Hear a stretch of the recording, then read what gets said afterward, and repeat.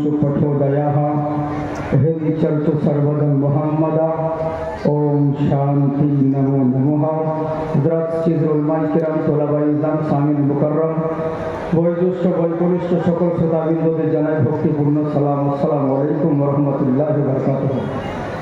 তোমার mic volume আর ইকোটা দাও, তাহলে হবে। আওয়াজ মোটা লাগছে, তুমি করো। হামদ ও সানা সেই মহান রব্বুল ইজ্জতের জন্য, যিনি পরম করুণাময় ইহদাহুল শরীক খালিক মালিক, যিনি কুল জাহানের সৃষ্টিকর্তা রিজিকদাতা। যে আল্লাহ দয়া করে মায়া করে নানা ব্যতিব্যস্ততার মধ্য থেকে বাছাই করে আমাদেরকে এখনো মাহফিলে আসার বসার শোনার তৌফিক দান করেছেন, তিনার নিকটে শুকরিয়া জানাই, বলি আলহামদুলিল্লাহ। তারপরে হাবিবুল হাবিব গুরুর গুরু জগৎ গুরু আকায় নামদার মাদানী তাজদার নবী আকরাম নূর মুজাসসাম সাল্লাল্লাহু তাআলা আলাইহি ওয়াসাল্লামের উপর কোটি কোটি দরুদ ও শান্তির ধারা বর্ষিত হোক। সকলে বলি আল্লাহুম্মা আমিন। আশা করি আপনারা সব ভালো রয়েছেন, ভালো আছেন তো? এই জালসা শুনলেন এতক্ষণ ধরে, মুখ চোখ দেখে তো বোঝা যাচ্ছে কে কত নামাজ রোজা করেন। কিন্তু যে অবস্থায় থাকুন না কেন, আল্লাহর যদি শুকরিয়া আদায় করা হয়, আল্লাহ আপনার নিয়ামত আরও দ্বিগুণ বাড়িয়ে দেবেন, বুঝলেন? কারণ বাবার কোলে ছেলে থেকে যদি অন্য কাউকে বাবা বলে, বাবার মেজাজ কেমন হয়? যে তোকে আমি জন্ম দিলাম, আমি খাওয়াচ্ছি, আমি পড়াচ্ছি, আর আমাকে বাকি অন্য কাউকে বাবা বলছি। তো তেমনি আল্লাহর জমিনে থাকছি, আল্লাহ নিয়ামত ভোগ করছি, খাচ্ছি, পড়ছি, আর আল্লাহকে বাদ দিয়ে যদি মোল্লা নিয়েই ব্যস্ত থাকে, তাহলে আর কী করে হবে? অতএব আল্লাহর নাম নিব, দিল থেকে কলজে থেকে বের হবে। এক হচ্ছে সবাই মিলে একত্রিতভাবে বলি আলহামদুলিল্লাহ। তাহলে ভালো আছেন তো? হ্যাঁ, মাশাআল্লাহ। দেখুন, খুব সুন্দর মূল্যবান বক্তব্য আপনারা শ্রবণ করছিলেন। আমরা ভাগ্যক্রমে মিলে যাই কোনো না কোনো জায়গায়, তবে বহু দূর থেকে এসেছি, আর ইনশাআল্লাহ চেষ্টা করব যেন আপনাদের রাত্রি বৃথাই না যায়। কারণ বউকে ছেড়ে দিয়ে ঘুম কামাই করে এ রাত্রি জেগে জালসা শুনবে, বক্তা যদি কিছু দিতে নাই পারে, শ্রোতা যদি কিছু নিতে নাই পারলো, ওরকম জালসা শোনার থেকে বাড়িতে বউয়ের কাছে ঘুমিয়ে থাকলে বেশি নাকি পারবে। অতএব রাতটা যেন আপনাদের বৃথা না যায়, সেদিকে লক্ষ্য রাখবো। আল্লাহ পাক যদি বলার তো ইনশাল্লাহ বলবো, তবে কিছু বলারও শোনার বলবে। একবার মহব্বতের সহিত যার যে দরুদ মুখস্থ আছে, একবার দরুদে পাকের নজরানা পড়েন সবাই মিলে। আল্লাহুম্মা সাল্লি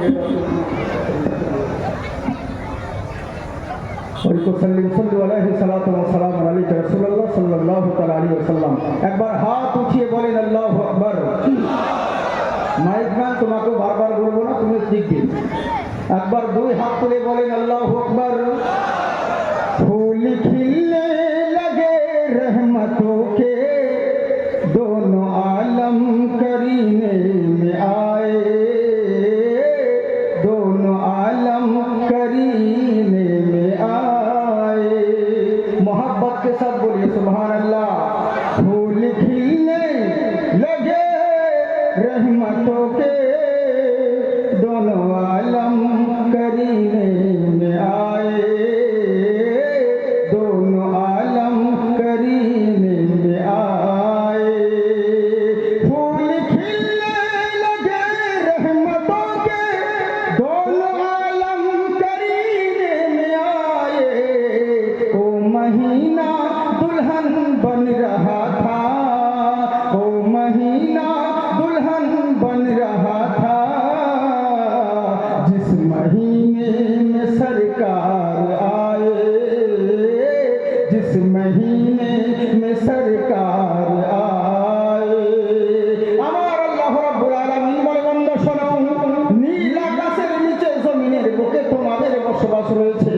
নানান রকম সৃষ্টি আর নানান রকম মাযহাব রয়েছে। সারা জিন্দেগি হোক মৌলভী হোক আর মৌলানা, মুয়াজ্জিন হোক আর মুতাআল্লি, মুক্তাদি হোক আর মুসল্লি, ইমাম হোক আর গোলাম হোক, বক্তা হোক আর শ্রোতা হোক, পৃথিবীর বুকে যত সৃষ্টি রয়েছে, সবাই চায় আল্লাহকে কি করে রাজি করব, সবাই চায় আল্লাহকে কেমন করে ভালোবাসবো। 40 দিন চিল্লা করি কিসের জন্য? আল্লাহকে ভালোবাসার জন্য। পাঞ্জেগানা নামাজ আদায় করি শুধুমাত্র আল্লাহকে ভালোবাসার জন্য। এক মাস রোজা রাখি শুধুমাত্র আল্লাহকে ভালোবাসার জন্য। শুধু আমরা নয়, হিন্দু ভাইরা, খ্রিস্টান ভাইরা, হিন্দু ভাই এক হাঁটু গঙ্গার পানিতে নেমে বলতে আছে, ওম গঙ্গেশ্বরী জলেশ্বরী জগৎপতি মা বিধাতাময়ী। পৃথিবীর বুকে সূর্য না থাকলে আমরা ডুবে মরতাম। ওকে ভালোবাসতে গেলে সূর্যকে ভালোবাসতে হবে। বলে কেন ভালোবাসছো? বলে সূর্যকে যে সৃষ্টি করেছে সেই মালিকের ভালোবাসা পাওয়ার জন্য। কেউকে দেখছি চার্চে যাচ্ছে, জিজ্ঞাসা করলে বলে হুজুর আল্লাহকে পাওয়ার জন্য চার্চে যাচ্ছি। কেউ মূর্তি পূজা করে, বলে কিসের জন্য করো? বলে আল্লাহকে ভালোবাসার জন্য করি। মৌলভী মাওলানা দেওবন্দি হোক আর বেরেলি হোক, ওয়াহাবি হোক আর লামাযহাবি হোক, যত সৃষ্টি যত মাযহাব প্রত্যেকের একটাই উদ্দেশ্য, আল্লাহকে কেমন করে ভালোবাসা যায়। কিন্তু লক্ষ্য করে না আল্লাহর ভালোবাসা বিনিময়ে বড় কেমন করে। ভাই সামনে যে বোলেরো পিকআপটা যাচ্ছে, ডেড বডির গাড়ি যাচ্ছে, আপনারা একটু দয়া করে গাড়িটা ছেড়ে দেন। ডেড বডির গাড়িটা একটু ছেড়ে দেন, বোলেরো পিকআপটা ছেড়ে দেন, একটু যেতে সাহায্য করুন। হ্যাঁ, রাস্তায় ডেড বডি যাচ্ছে, অবশ্যই আপনারা একটু রাস্তাটা ক্লিয়ার করুন। একে অপর সহযোগিতা করা এটা হচ্ছে আমাদের কর্তব্য। কাউরি যেন ডিস্টার্ব না হয়, তবে আপনারা ডিস্টার্ব করে আমাকে ডিস্টার্ব করবেন না। যিনারা বাইরে ছড়িয়ে ছিটিয়ে আছেন, দোকানে মাকানে যেখানে সেখানে, আজারে বাজারে মাজারে ঘরে বাইরে রাস্তার ধারে নালায় খেলায় ধুলায়, ওরকম রাস্তায় মানে অযথা সময় নষ্ট না করে গায়েসের সামনে এসে বসে পড়ুন। ইনশাআল্লাহ অশেষ সবের অধিকারী হবে। কারণ এটা কোনো মোল্লার মাহফিল নয়, রাসূলুল্লাহর মাহফিল। এখানে কাউরি বাপের কথা হবে না, যা হবে রাসূলের পাকের কথা হবে। আর উলামাগণ কখনো দালালি কথা বলেন না, যেটা বলেন দলিলি কথাই বলেন। আচ্ছা একটা কথা বলি আপনাদেরকে, এটা হচ্ছে আল্লাহ রসুলের মাহফিল।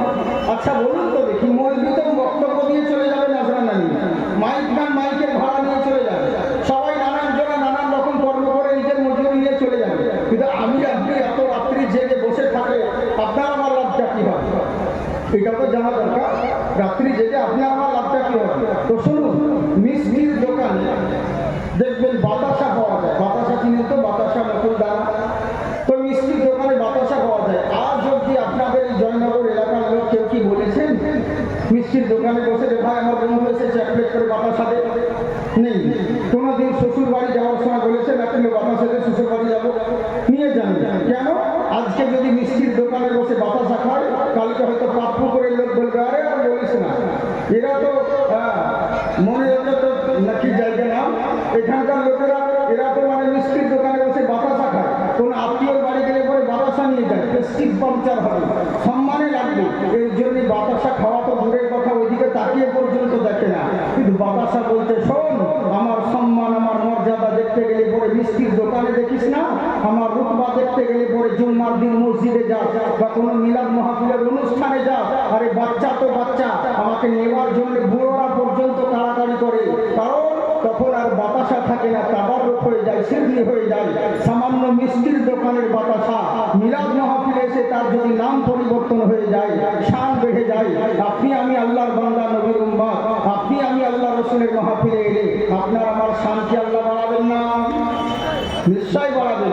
এই জন্য বলছি, বাদ্য শোনাবো কেমন, মন দিয়ে শুনুন। একবার হাত উঠিয়ে বলেন আল্লাহু আকবার। জি, তামাম জাহান মালিক চাই আল্লাহকে ভালোবাসবো কেমন করে? কিন্তু আল্লাহকে ভালোবাসার জন্য সবাই দিক বিদিক দৌড়ে বেড়ায়, কিন্তু আল্লাহর ভালোবাসা তো পেতে হবে। আল্লাহ পাক বলে বান্দা শোনো, তোমরা ভালোবাসবে এটা জরুরি নয়, বিনিময়ে আমারও তো দেখতে হবে আমি তোমাকে ভালোবাসি কিনা, আমি তোমার উপর রাজি আছে কিনা। তাহলে তো তোমার ভালোবাসাটা সফল হবে, তাহলে তোমার মর্যাদাটা সফল হবে। দিক বিদিক নানান রকম জাতি, নানান রকম সৃষ্টি, সবাই বিভিন্ন রকম কর্ম করে শুধুমাত্র আল্লাহর ভালোবাসা পাওয়ার জন্য। কিন্তু আল্লাহকে কেউ জিজ্ঞাসা করে না, রব্বুল আলামিন আকরামুল আকরামিন, মাবুদ তুমি বলো তোমার ভালোবাসা পাওয়ার জন্য আমাদেরকে কি করতে হবে? তখন আমার আল্লাহ বলে বান্দা শোনো, তামাম জাহান মিলে আমাকে ভালোবাসার জন্য দৌড়ে বেড়াও, কিন্তু একবার জিজ্ঞাসা করেছো আমি আল্লাহর ভালোবাসা কোন জিনিসে রাজি আছি, আর আমি আল্লাহর ভালোবাসা পেতে গেলে কোন কাজ করতে হবে? বলে আল্লাহ তুমি বলো। তখন আমার আল্লাহ বলেন, কুল ইন কুনতুম তুহিব্বুনাল্লাহ, হাবিব গো জগৎবাসীকে বলে দিন, যারা আল্লাহর ভালোবাসা পেতে চায়, যারা আল্লাহকে ভালোবাসতে চায়, কোথাও গিয়ে লাভ হবে না। ফাত্তাবিউনি, তাদেরকে বলুন আপনাকে ভালোবাসতে। যারা আপনাকে ভালোবাসলো, ইউহিব্বুকুমুল্লাহ, আমি আল্লাহ তাদেরকে ভালোবাসবো। সুবহানাল্লাহ।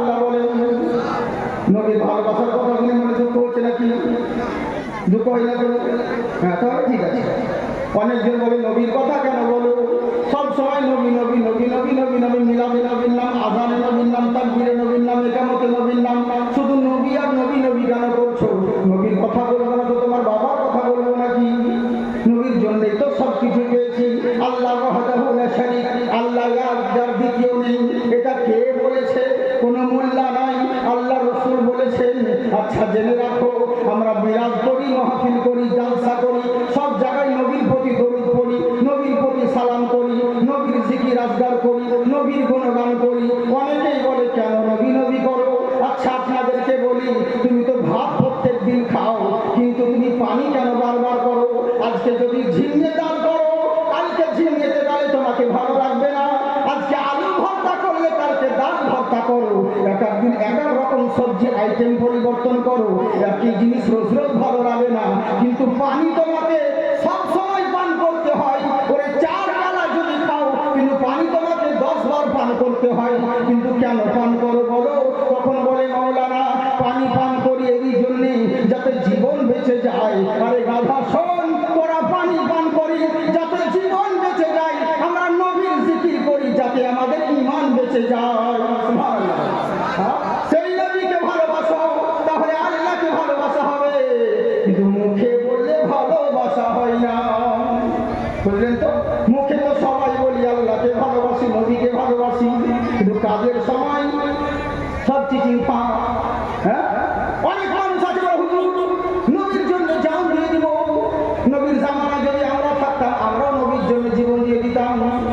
এখন নাই বলে হয়নি। তবে গাধা, তোর যদি ওরকম ক্ষমতা থাকতো, তোর যদি ওয়াকাত থাকতো, মহান আল্লাহ রাব্বুল আলামিন তোকে নবীর জামানায় পয়দা করতেন। তোর ওই ওয়াকাত নেই বলে তোকে এখন জন্মিয়েছে। তাহলে মুখে বলছো নবীকে, নবীর জামানায় থাকলে আমরাও জীবন দিতাম। যদি বলি নবীর জালসার জন্য 500 টাকা চাঁদা দাও, তখন বের হয় না। আবার ওই বলে নবীর জন্য জীবন দিয়ে দিব। বুঝলেন? এই তো হচ্ছে আমাদের অভ্যাস। মুখে বলি কিন্তু কাজের কোনো কাজ করি না। আচ্ছা বলুন তো দেখি, আমার কথা বুঝতে পারছেন আপনারা? অসুবিধা হয় না তো? মানে আমার পুরো দাঁড়িয়ে আছে, সবই আছে, অসুবিধে নেই। মানে অপারেশন হয়েছে, গালে একটা টিউমার হয়েছিল, পুরো এখান থেকে আমার এত কাটা রয়েছে। কথা বলছি এটাই, আল্লাহ লাখ লাখ শুকরিয়া। তো বেশি দিন হয়নি, তো 4 মাস হয়েছে অপারেশন হওয়া, 4টা কাঁচা এখন রয়েছে। এই জন্য বলছি মধ্যে মাঝে হয়তো এক একটা কথা তোতলা হয়ে যায়, স্পিডে বলি তো, তাড়াতাড়ি ধীরে ধীরে বললে অনেক সময় লেগে যায়। যদি একটু জলদি বলি তো কথা বুঝতে পারছেন তো? অসুবিধা হচ্ছে, বুঝতে পারছেন? বাহ বাহ, ভালো। তবে ভুল বুঝবেন না, কারণ বেশিরভাগই মানুষ ভুল বুঝে, বুঝলেন তো? আপনাদের মাওলানা বলছে মদ খাস না। মদ খাওয়া কোরআনে নিষিদ্ধ রয়েছে। মদ খেলে জাহান্নামে যেতে হবে, মদ হারাম জিনিস। তো ছেলে বলছে হুজুর মদ যে হারাম জিনিস কি করে বুঝবো? বলে মদে ভীষণ ক্ষতি, মদ খাস না। বলে আমাকে বোঝান। তো মাওলানা একটা গ্লাস নিয়েছে, পানির গ্লাস, আর একটা গ্লাসে মদ রেখেছে, 2টো গ্লাস। তো কেঁচো, বুঝেন তো কেঁচো, কৃমি যেটা পেটে থাকে, কৃমি, ওই কৃমি একটা কেঁচোকে উঠিয়ে নিয়ে এসে পানির গ্লাসে রেখে দিয়েছে। রেখে দেওয়ার পরে বলছে কি বুঝলি? তো ছেলেটা বলছে হুজুর এ তো বেশ আনন্দে আছে, লাফালাফি করছে। বলে দেখ এর আনন্দ কোথায় যাবে? পানির গ্লাস থেকে কেঁচোটাকে উঠিয়ে নিয়ে যেমন মদের গ্লাসে রেখেছে, ও যে মাথা ঢোকালো তো ঢোকালো, আর নড়েও না চড়েও না, শেষ। তো মৌলানা বলছে বুঝতে পারলি মদের কত ক্ষতি, মদ আর কোনোদিন খাবি না, বুঝতে পারলি? বলে হুজুর আপনি যা বোঝালেন জিন্দেগিতে ভুলবো না। বলে কি বুঝতে পারলি তুই? বলে আপনি যা বোঝালেন তাতে বুঝতে পারলাম, কারোর পেটে যদি কৃমি হয় তো 2 গ্লাস চালালে কোনো ক্ষতি নেই, সব সেই কেঁচে শেষ হয়ে যাবে, সব কৃমি শেষ হয়ে যাবে, বুঝলেন তো? তোকে বোঝাতে চাই একদিকে, বুঝে দিল আর একদিকে, এরকম যেন না হয়। বাকি শোনাও কে আমার একবার মহব্বতের সঙ্গে বলে আল্লাহু আকবার। আজকে যারা এই মাহফিলে এসেছে, ওগো আল্লাহ তাআলার রহমত পেয়েছে। একবার মহব্বতে দেখি কারা কারা সুবহানাল্লাহ বলতেছে। ওই চাঁদা কালেকশন করার মতো সুবহানাল্লাহ কালেকশন করতে হচ্ছে, বলবো তারপরে বলবো। নবীর মহব্বতে করে যে একবার সুবহানাল্লাহ বললে আল্লাহ 80 কি করে নেকি দান করবে। জোরে বলে সুবহানাল্লাহ। ধুরি করিতে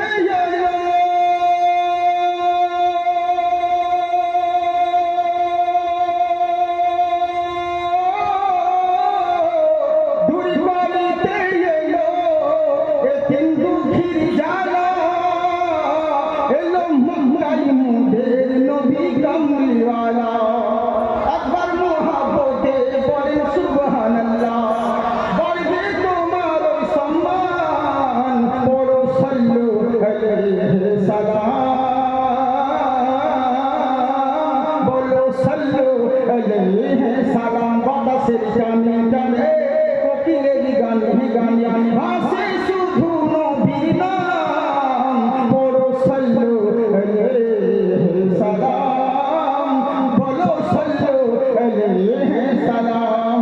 আমার আল্লাহ রাব্বুল আলামিন বলে, বান্দা শোনো, পৃথিবীর বুকে থাকতে হলে তোমরা তোমার নবীকে ভালোবাসো।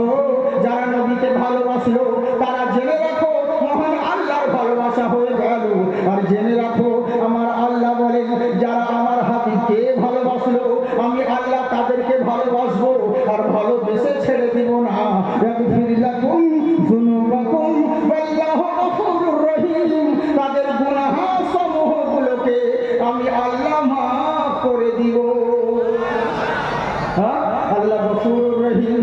আল্লাহ কেমন গফুরুর রহিম চিন্তা করুন, একটা কথা বলে দিই ছোট্ট করে। আল্লাহ কেমন গফুরুর রহিম? আচ্ছা বলুন তো দেখি, আল্লাহর মতন দয়াবান আর আল্লাহর মতন রহমান কি কেউ হতে পারবে? পারবে না। আমাদের রুজির মালিককে, হায়াতের মালিককে আল্লাহ। বাবা বুকা কেন শুরু চলে যেত মুশকিল, বারবার মুখে মুখা ঢুকে যাচ্ছে। ঢুকিস না বাবা, গরিব মানুষ, এখন করিস না, মুশকিল হয়ে যাবে তখন। যাই হোক, তো মন দিয়ে শুনো, খুব সুন্দর কথা বলবো যতক্ষণ আছি। খুব আপনাদের সময় যেন নষ্ট না হয় সেদিকে লক্ষ্য করে চেষ্টা করতে। হ্যাঁ হ্যাঁ হ্যাঁ, জি জি, এ চেঁচামেচি কম করো।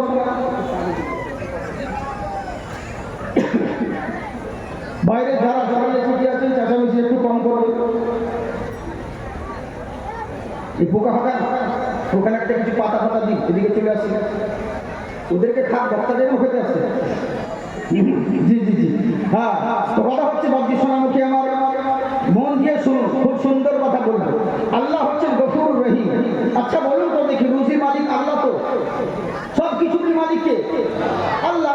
আচ্ছা বলুন তো দেখি, সব কিছুরই মালিক যখন আল্লাহ, এবার এই যদি কেউ মনে করে আল্লাহ রুজির মালিক, আল্লাহ দয়াবান, তো আল্লাহর মতন আমিও কোনোদিন হব একদিনকার জন্য, এটা কি সম্ভব? কখনোই সম্ভব নয়। ওরে আম তো আম, ঘাস, মোল্লা তো মোল্লা, স্বয়ং রসুলটা পর্যন্ত সম্ভব নয়। কেন? আল্লাহ রসুল মুসা আলাইহিস সালাম উনি আল্লাহর কাছে আবদার করলেন, আল্লাহ তুমি তো রুজির মালিক। বলে হ্যাঁ বেশা। বলে তাহলে তুমি যখন রুজির মালিক, তা আমার একদিন সাত জেগেছে, আমি একটা দিন রুজির মালিক হবো।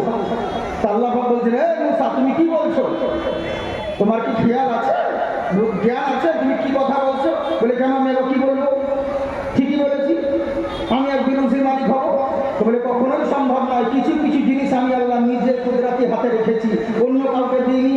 কারণ আজ যদি দুনিয়ার মোল্লাদেরকে দিতাম তাহলে আমার বান্দারা না খেয়ে মরত। হ্যাঁ, আল্লাহ যদি রুজির মালিক কোনো মোল্লাকে বানাতো, ও বলতে আমার যার সাথে আসেনি চাঁদা দেয়নি, ওকে রুজি দিব না কাল থেকে। ও নামাজ পড়েনি, কাল থেকে ওকে রোদ্রও দিব না। একান্ত না, রকম, বুঝলেন তো? তো তেমনি আল্লাহ বলছেন কিছু কিছু জিনিস আমি নিজের কুদরতি হাতে রেখেছি, কাউকে দিইনি। হযরত মুসা আলাইহিস সালাম বলছেন, তুমি চাইলে কি না পারো, তুমি সব করতে পারো। ইন্নাকা আলা কুল্লি শাইইন কাদির। কিন্তু আমার মনে সাথ জেগেছে, আমি বেশি দিন নয়, একটা দিনের জন্য রুজির মালিক হব, আমাকে বানাও। আমার আল্লাহ পাক বলছেন এটা কখনোই সম্ভব না। হযরত মুসা আলাইহিস সালাম বলছেন, রব্বুল আলামিন এটা কেমন করে সম্ভব নয়?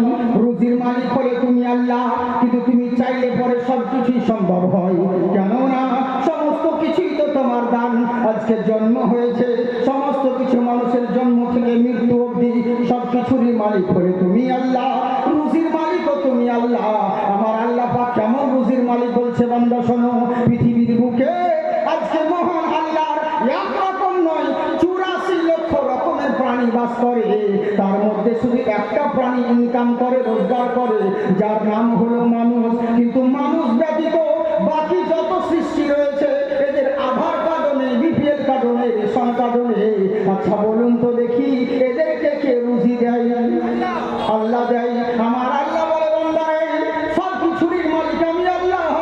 তখন বান্দা বলে, আল্লাহ আমি ইনকাম করি বলে তো খেতে পাই, আমি জানি রুজির মালিক তুমি আল্লাহ, কিন্তু আমি রোজগার না করলে খেতে পেতাম না।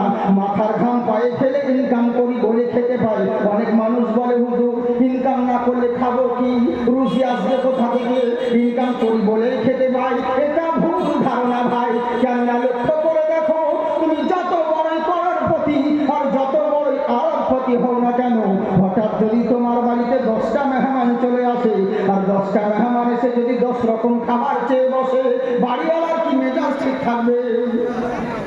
আমি এসে জালসায় বললাম, আমার হুজুর মৌলানা সাহেবকে বলছি, ভাই আমি বিরিয়ানি খাবো, আমার ড্রাইভার বলছে আমি ফ্রাইড রাইস খাবো, আমার আর একজন ড্রাইভার অ্যাসিস্ট্যান্ট ও বলছে চলবে না আমি ফ্রাইড রাইস খাবো, আবার জালসার কমিটির লোক বলছে না আজকে খাসি করবো, আপনারা যারা শুনতে এসেছেন এরা বলছে খাসি চলবে না আজকে বাড়িয়া হাম্বা হাম্বা খাবো, আবার কেউ বলছে না চলবে না আজকে দুম্বার মাংস খাবো, নানান জনা নানান রকম আবদার করে বসে। আচ্ছা বলুন তো দেখি, জালসা কমিটি যত বড়ই করোড়পতি আর আরবপতি হোক না কেন, 10টা মানুষের 10 রকম কি খাবার জোগাড় করা সম্ভব হবে? হবে না। কিন্তু আমার আল্লাহ বলে, বান্দারে একবার দুনিয়ার দিকে তাকিয়ে দেখো, নানান রকম সৃষ্টি আর নানান রকম খাবার, তুমি একটা মানুষ 10 জনের 10 রকম খাবার জোগাড় করা তোমার দ্বারা সম্ভব নয়।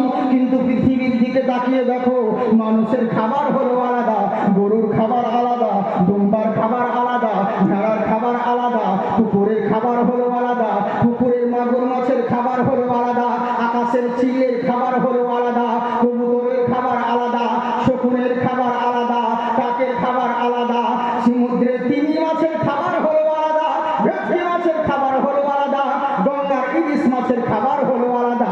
যত রকম সৃষ্টি আর তত রকম খাবার, এরা কেউ ইনকাম করে না, রোজগার করে না, সকাল বেলায় খালি পেটে বেরিয়ে চলে যায়, আবার সন্ধ্যে বেলায় উদারপূর্ণ হয়ে বাসায় ফেরত আসে, এরা রোজগার করে না। তাহলে বলো এদেরকে খাওয়াইতে কোনো মূল্য না তোমার আল্লাহ? আল্লাহ খাওয়াই, তাই আমার আল্লাহ বলে, বান্দা শোনো সবকিছু আমার নিয়ামত, কিন্তু জেনে রাখো একটা নিয়ামত যদি বন্ধ করে দিই পৃথিবীর বুকে কোনো মানুষ টিকতে পারে না। আমি বুদ্ধি দিয়েছি, বুদ্ধিটাকে সঠিক কাজে লাগাও। আজকে ব্রেনের জোরে মাইক্রোফোন আবিষ্কার হলো, আজকে বুদ্ধির জোরে গরুর গাড়ি থেকে এরোপ্লেন আবিষ্কার হলো, আজকে বুদ্ধির জোরে আজকে সিঁড়ি থেকে লিফটের আবিষ্কার হলো, আজকে বুদ্ধির জোরে এক দেশ থেকে আর এক দেশ কথা বলার সুযোগ হয়ে গেল। আগে তো অডিও কল হতো, এখন তো ভিডিও কলের ব্যবস্থা এলো। জেনে রাখো কত রকম বুদ্ধি, কত কি পেয়েছ, সব কিছু আমি আল্লাহ আমার অবদান। তাই বলে বুদ্ধি নিয়ে বেশি গরম দেখায় না, বিশাল বড় বুদ্ধিমান বিশাল বড় বৈজ্ঞানিক হয়ে গেছো এই বলে গরম দেখায় না। ওই ব্রেনে যদি একবার টিউমার করে দিই, তোমার 14 গোষ্ঠী বিক্রি করলে ওষুধ কেনার পয়সা দিবে না। সবই আমার নিয়ামত। আজকে শরীর দিয়েছি বলে লোককে গরম দেখিয়ে বেড়াও, বড় বিশাল বড় শক্তিমান, বিশাল বড় পালোয়ান, বিশাল বডি, অনেকজন অনেক রকম কথা বলে। আমার আল্লাহ বলে, বান্দারে ওই শরীরের গরম দেখায় না, কত বড় শক্তিমান হয়েছ আর কত বড় মস্তান হয়েছ। সামান্য মশার ভয়ে মশারি তলে ঢুকছো, হ্যাঁ? আর নিজেকে বলছো পালোয়ান, নিজেকে বলছো মস্তান, ওই শরীরের গরম দেখায় না। একবার যদি শরীরে ডায়রিয়া করে দিই তোমার 12টা বেজে যাবে।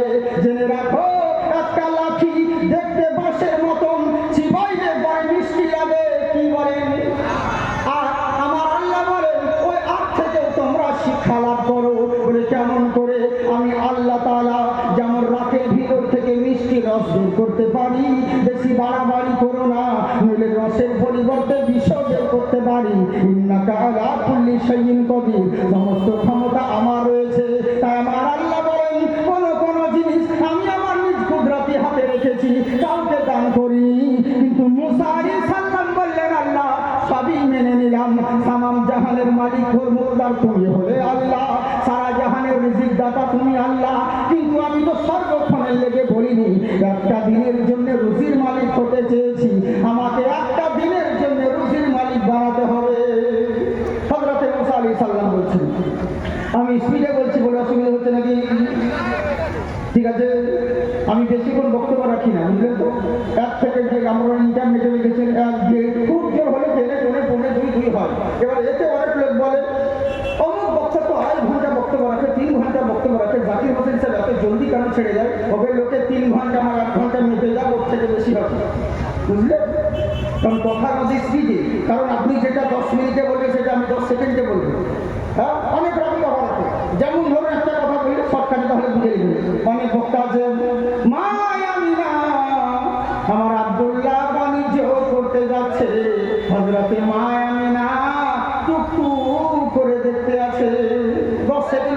মিনিটে, বুঝলে? আর আমি মুলটাই বলি আব্দুল্লাহ বাণিজ্যে যাচ্ছেন, মা আমরা দেখতে আছে দেশে কত বসে দেশে, বুঝলে? এই হচ্ছে ব্যাপার। তো অনেক রকম ব্যাপার রয়েছে, এই লেগে বলি মন দিয়ে শুনুন। আর স্পিডে যদি অসুবিধা হয় তাহলে বলুন, ধীরে ধীরে বলছি, চলবে তো? কারা কারা শুনবেন না হাত উঠান, শুনবেন না? হ্যাঁ, এগুলোকে বলে জোশে বয়ে মানে তালকানা, বাংলাদেশের মতো। বাংলাদেশের বক্তাও যেমন আনাড়ি, শ্রোতাও তেমনি আনাড়ি। হ্যাঁ গো, আপনারা শুনেছেন ইন্টারনেটে আমার বক্তব্য আমি বলেছি, কেন রাগ লাগে না না লাগে বলুন তো? সব জিনিসে ঠিক। বক্তা স্টেজে এসে বলছে বাবা ওকে বেগুন দিয়েছে, বলছে বেগুন খাবেন না কেউ, বেগুন না গায়ে গেছে, বেগুনে চুলকানি হয়, বেগুনে অ্যালার্জি আছে, বলুন ঠিক না বেঠিক? পাবলিক বলছে ঠিক। এবার ওর পর প্রধান বক্তা স্টেজে এসছে, প্রধান বক্তা এসে বলছে বেগুন যার মধ্যে আছে অগণিত গুণ, বেগুন খেলে ভিটামিন আছে, উপকার আছে, সবাই মিলে বেগুন খাবেন, বলুন ঠিক না বেঠিক? পাবলিক বলছে ঠিক, সারা সবই ঠিক, বুঝলেন? সবই ঠিক। এই হচ্ছে ব্যাপার। মানে কি আর বলবো, যা বলবো সবটা ঠিক। তো ওরকম যেন না হয়, একটু জোশে ভরে ঘুষ খাবেন না, সুবহানাল্লাহ বলতে গিয়ে তুফানাল্লাহ বলে দিন, বুঝলেন তো? হ্যাঁ, হাত উঠিয়ে বলেন আল্লাহু আকবার। وعلى شرافته الممجد وعلى المستقيم رب العالمين رب العالمين। আমি বলবো না, বুঝতে পারবেন না, উর্দু বলি। হুর মালাইক ঝুমে গায়ে अदब से फल के झुकाए नबी जी आ रहे हैं, नबी जी आ रहे हैं, जर्रे चमके महकी हवाएं और नूरानी फिजाएं, नबी जी आ रहे हैं, नबी जी आ रहे हैं। सुबहानाल्लाह বলেন। খুব সুন্দর কালাম। আমি আসাম উর্দুতে বলছি, কড়া উর্দুতে নয়। কড়া উর্দুতে বললে সবাই বুঝতে পারবে না, বাঙালি মানুষ, ওই জন্য আসাম উর্দুতে এক এক মিশ্রা বলছি। হ্যাঁ, ভালো লাগবে, সুবহানাল্লাহ বলবেন, একই পাবেন। ভালো লাগছে তো মহাব্বতে জোরে করে সুবহানাল্লাহ। হ্যাঁ, মেরে নবী को देखा उम्मत को होगा इंतजार है,